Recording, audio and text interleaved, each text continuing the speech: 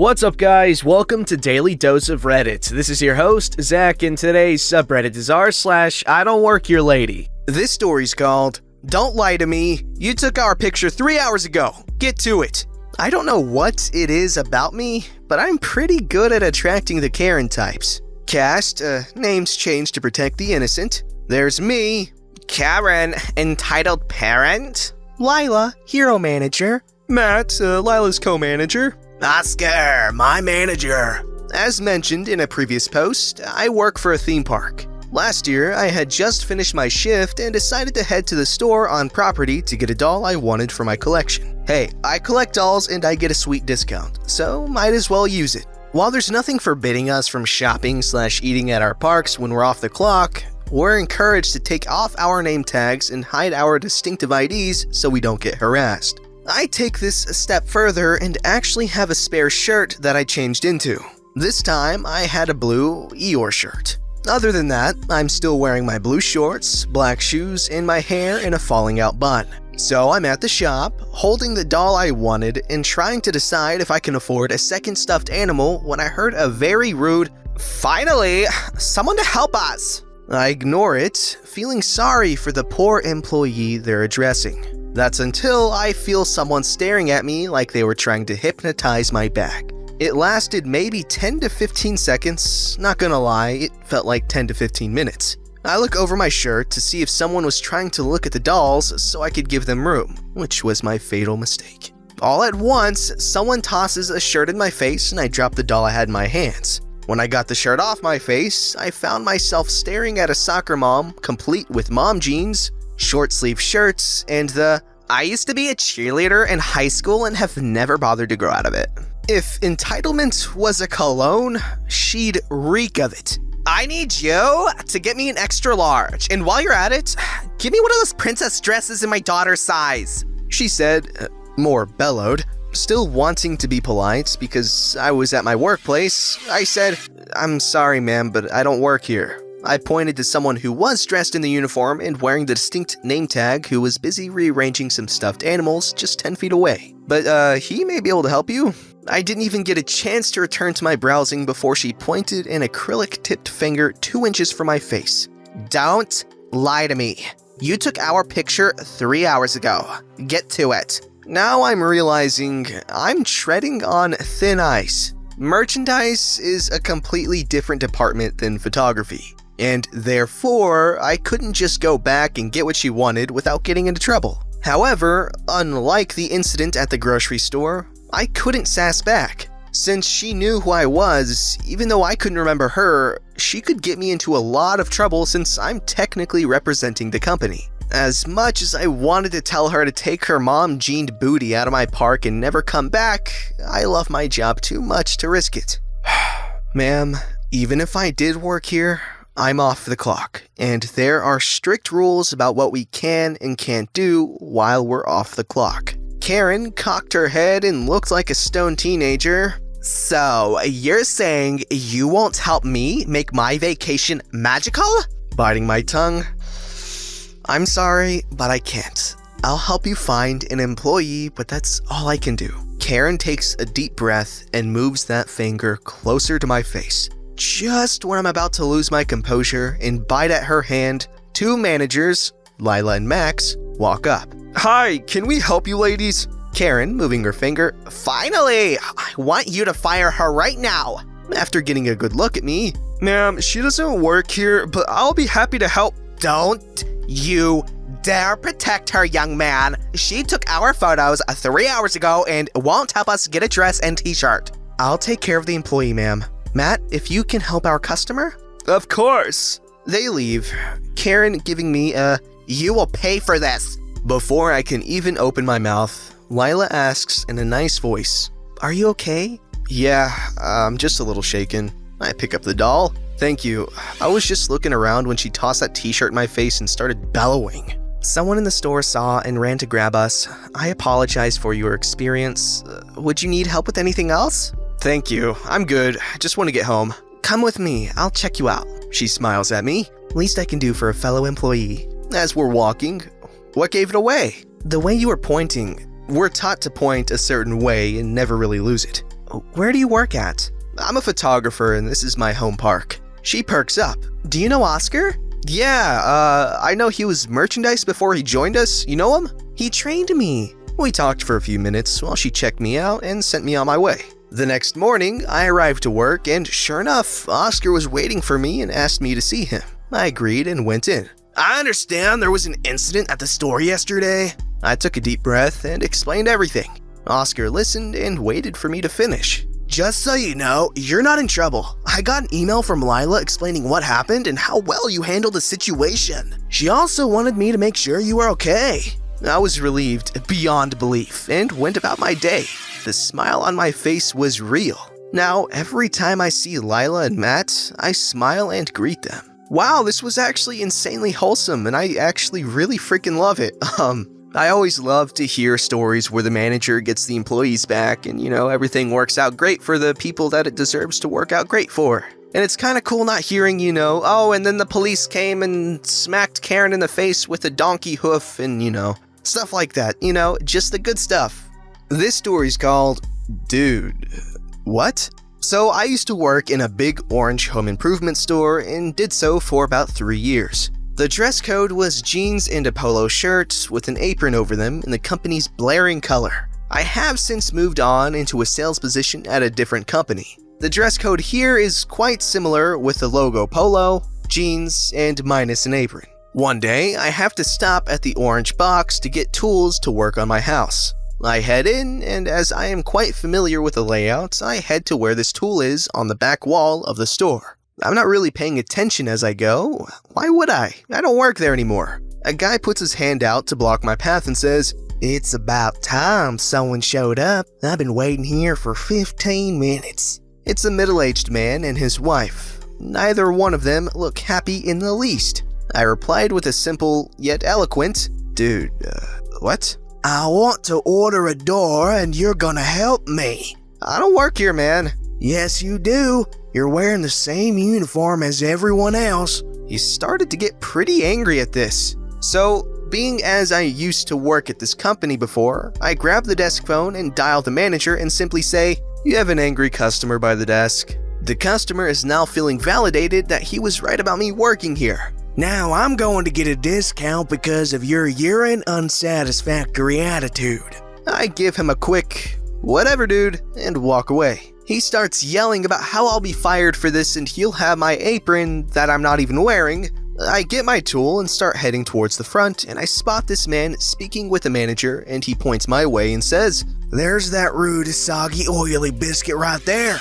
And now the manager is looking pretty confused because he knows I don't work there. I know I don't work there, and that I've been yelled at by some rando who is just confused and wants to be right. I walk up and state to both the manager and the rando, "I don't work here. This man was quite rude to me and I feel as though I deserve an apology." The manager starts saying sorry to me, and that's when it sinks into this guy that I actually do not work here. "Hey man, I didn't know you didn't work here. I thought you were just ignoring me."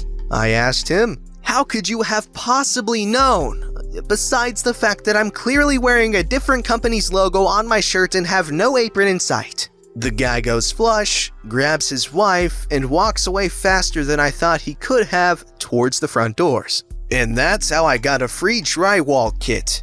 I seriously don't understand how so many people just ignore the fact that people are not wearing a uniform and just assume this random person works there. But who cares? It makes for good reading material. This story's called, He Was Wearing Headphones. Sir, he has autism. Last night, Oscar and I were talking about the incident I had with a Karen at the local store last year and how his former coworker, Lila, saved me before the situation got worse. He had his own story to share and has granted me permission to post it here. Cast: Oscar, Joseph, Penny, George. Back before he joined the company we both work for now, Oscar was doing his rounds around the department store he worked at, talking to customers and employees and making sure everything was running smoothly. It was a slower than usual Monday, so Oscar was able to enjoy his stroll. He came upon a teenaged guest reorganizing the stuffed animals and making everything look neat, under the supervision of his mom.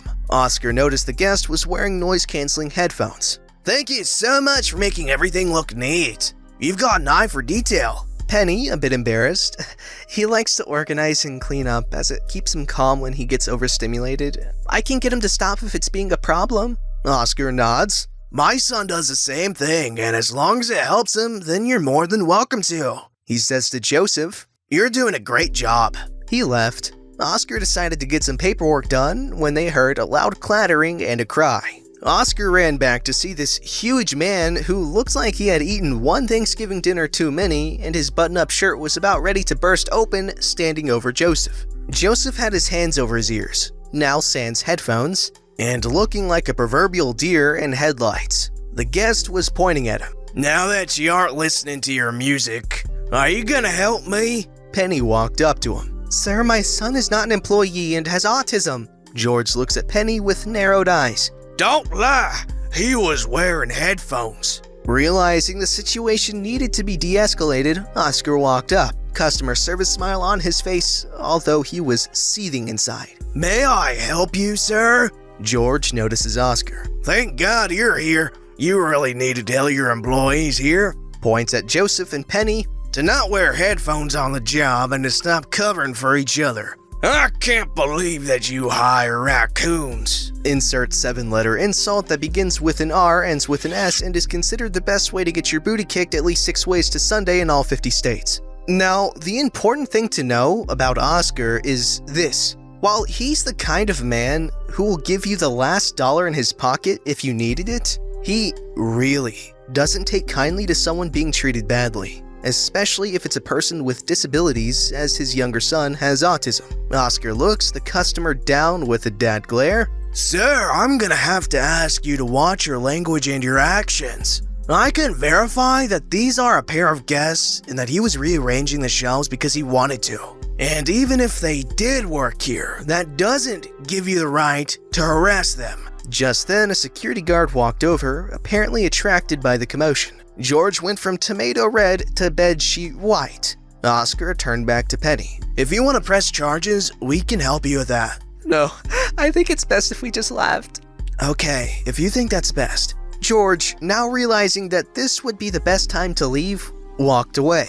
Oscar picked up the headphones and returned it to Joseph. Penny hugged Joseph. Thank you, sir. You're welcome. I apologize that you had to endure that. Is there anything I can do to make this situation better? No, but we greatly appreciate it. I'll let the staff know to watch out for that man, and if there's any problems, don't hesitate to contact us. George never stepped foot into that store again. From then on, Joseph and Penny would come to the department store to say hello and organize the shelves every Monday, with Oscar occasionally bringing out some extra toys for Joseph to put away if he wanted. What a good guy Oscar is. Let me throw a deep cut in here. Oscar the Shark Slayer, more like Oscar the Jerk Slayer. Let me know if you get that reference.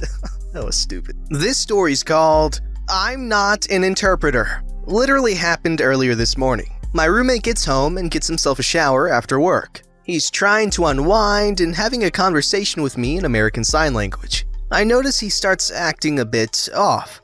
Being epileptic myself, I start to suspect, but not sure. I ask if he's feeling alright, and he says he feels weird and suddenly full-blown seizure. This roommate does not have a history of seizures, so I immediately get my boyfriend to call 911 and ask for paramedics. Meanwhile, I'm putting on my hearing aids and getting my shoes on, as by this time I've already moved things that could hurt him away from him prior. The paramedics come. I grab the roommate's keys and drive his car to the hospital. I get there and check in as a guest, with a guest sticker to slap beautifully across my chest. I get let in and told where his room is, blah blah. If you've ever visited someone in a hospital, you know the general gist of getting to the person's room. So I'm sitting there, wearing my hearing aids, so now I could potentially have a conversation without the need for signing. But I'm signing anyway. I'm just more comfortable that way. He, in turn, signs what he can.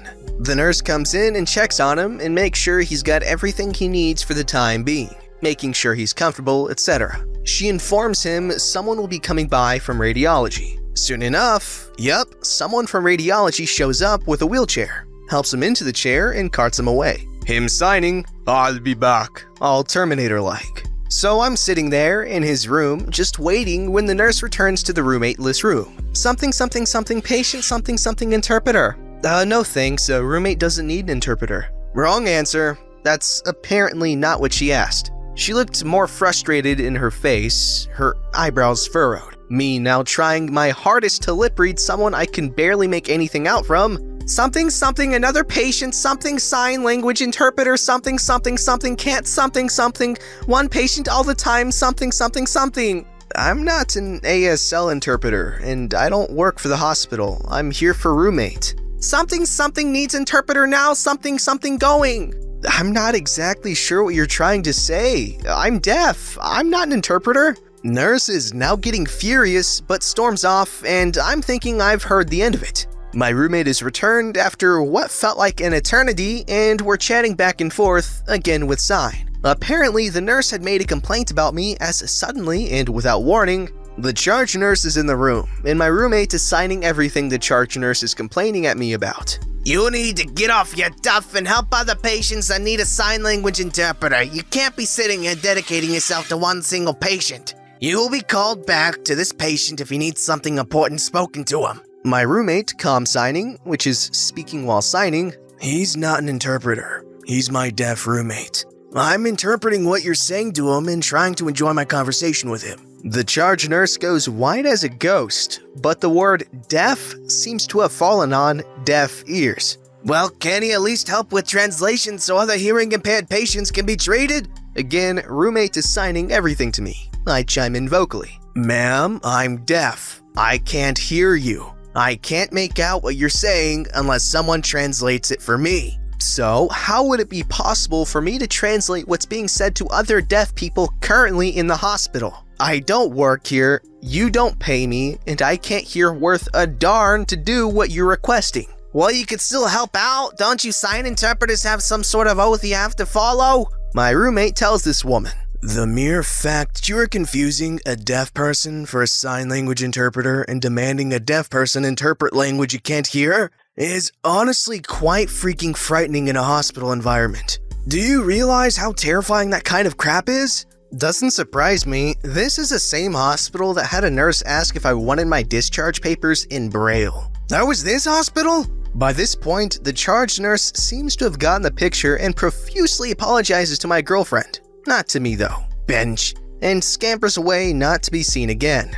The doctor eventually comes in and goes over the details with roommate that nothing appeared to miss in his brain scan and everything looked alright, but told him to stop taking a medication he was on. I didn't catch the name of the med. Apparently this medicine can rarely cause seizures, and today was the second day of having taken said medicine, so it made sense. Just basically, drink plenty of fluids, don't go to work the next few days so the meds clear out of your system, and get plenty of rest and make sure you're in a safe area in case of a random seizure until you're clear. I crap you not. The doctor looks directly at me and tells me I can go to another patient now. I freaking hate this hospital. If I had the spare finances to blow, I'd definitely get those various t-shirts off Amazon that read, I'm deaf, and varying degrees of that so that I can avoid crap like this again in the future. Unfreaking believable. To make matters more infuriating, this is the same doctor at the same hospital that told me deaf people can't speak. Don't get sick in small towns. You never know how idiotic hospital staff are.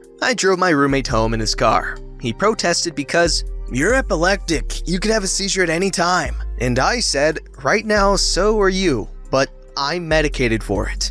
Don't forget to like, subscribe, and hit that bell to never miss an episode.